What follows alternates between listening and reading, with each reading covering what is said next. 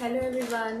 आज है हमारा डेली हॉरोस्कोप का डे 1 और आज हम सबसे पहली राशि एरीज के लिए वीकली प्रिडिक्शन के लिए एक कार्ड निकाल रहे हैं। ठीक है, ओके। सो एक कार्ड आ गया है, जजमेंट का कार्ड आया है। जजमेंट का मतलब ऐसा भी हो सकता है कि इस वीक आप किसी चीज़ को लेके कोई मेजर डिसीजन लेने वाले हैं। ठीक है, हो सकता है बहुत टाइम से आप किसी तरह के डिसीजन में स्टक थे।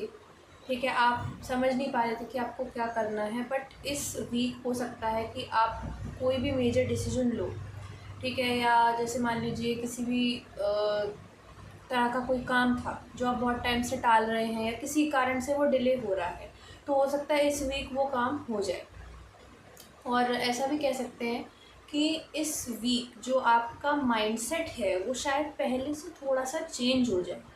आपकी जो सोच है वो कुछ हद तक शायद चेंज हो जाए किसी चीज़ को लेकर। मुझे ऐसा लग रहा है आपको कुछ तो पर्सपेक्टिव है, जो पर्सपेक्टिव चेंज होने वाला है किसी चीज़ को लेकर। आपके अंदर ना एक अवेकनिंग, एक कॉलिंग आने वाली है कि हाँ, ये चीज़ मुझे बदलनी है, ये चीज़ मुझे करनी है। मुझे कुल मिला के आ रही है चेंज की एनर्जी, और बहुत ही अच्छी न्यूज़ की एनर्जी भी आ रही है कि इस वीक आपको कोई ना कोई गुड न्यूज़ मिल सकती है। अगर आपने कहीं पे भी जैसे मतलब काम के लिए अप्लाई किया था, तो हो सकता है वहाँ से आपको यस में आंसर मिल जाए।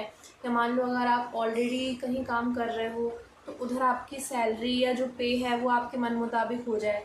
ठीक है, इसी तरह से हो सकता है कि आप मतलब कहीं पे भी अगर आपका रिलेशनशिप में कोई इशू था, तो उसमें कुछ ना कुछ अगर कमिटमेंट इशू था, तो वहाँ पर भी ऐसा मुझे दिख रहा है कि इस वीक आपको मतलब कमिटमेंट मिलने के चांसेस हैं।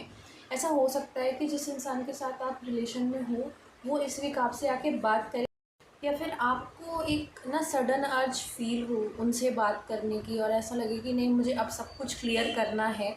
कुछ तो मुझे यहाँ पे दिख रहा है कि क्लैरिटी से रिलेटेड चीज़ भी है कि कुछ वक्त से शायद आप क्लियर भी नहीं हो पा रहे थे कुछ चीज़ों को लेके।